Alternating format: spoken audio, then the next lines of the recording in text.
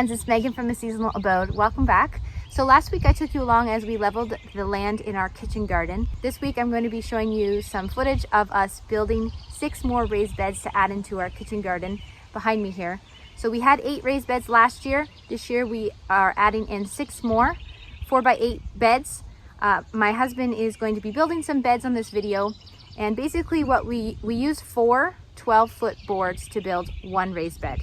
So if we had a 12-foot board, we cut it in a 4-foot section and an 8-foot section. That was a half of a bed, and then we did that a second time to put the bed together, and then we doubled it so that we have 2 beds on top of each other so that we don't have to bend so far as we get older. So that's just, I'm just kind of explaining to you the process behind how we're building it. I'll show you in the video coming up, but that's kind of how we build our raised beds. To use minimal amount of wood, minimal amount of cuts, it just makes things a little easier. And then I'm going to show you where I planted my Ruby Falls redbud tree. I did already plant it, did not take the camera out, so I will show you where I chose to plant it in the landscape. And then maybe I'll put in some footage of some cute little furry kittens we have here currently. Anyways, I hope you'll enjoy this video and that you'll consider subscribing. Now let's get to the kitchen garden.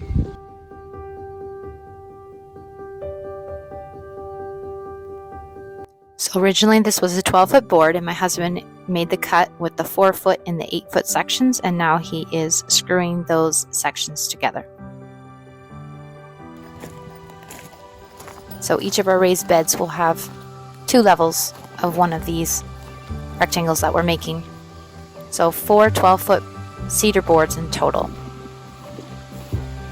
We double it up so that way we don't have to bend so low, and we can grow some deeper vegetables like carrots and potatoes. Then we took just some pieces of 1x4, they're about 1 foot long, to brace the 2 levels of the raised beds together. Just put it in each corner of the raised beds and put a number of screws in there so that the beds won't shift. They will shift a little bit, that's normal with the frost, but yeah, so that's what we did in each corner.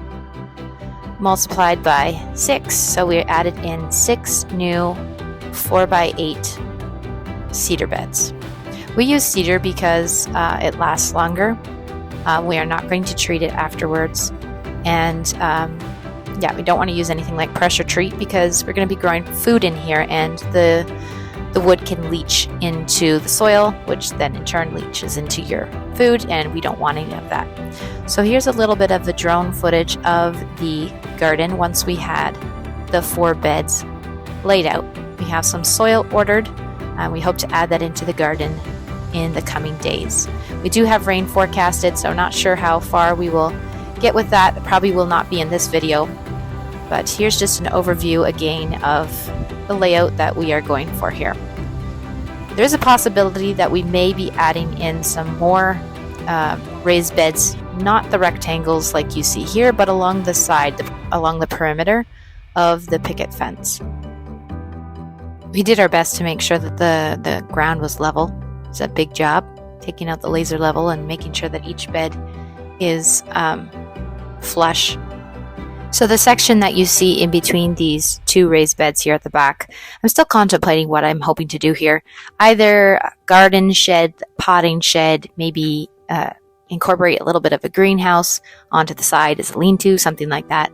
I'd love to hear your ideas. Let me know. I'm looking for, something to be a little bit of a focal piece in the back there, centered. And I think a potting shed / greenhouse would be a great idea for the future.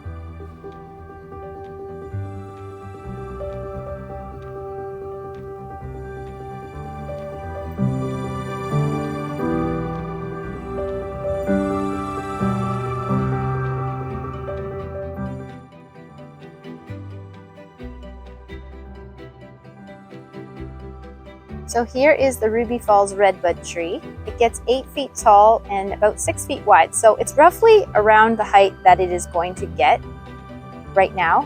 Width-wise, it is not. So I did do some no-dig planting here.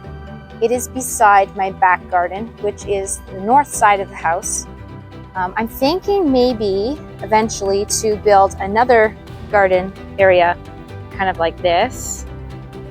so that it's more of kind of create a secret garden feel in the backyard.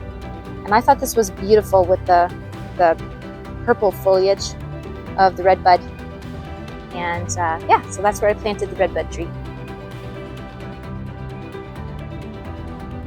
So thanks for visiting the garden again this week, friends. I hope you enjoyed it and that you'll consider subscribing.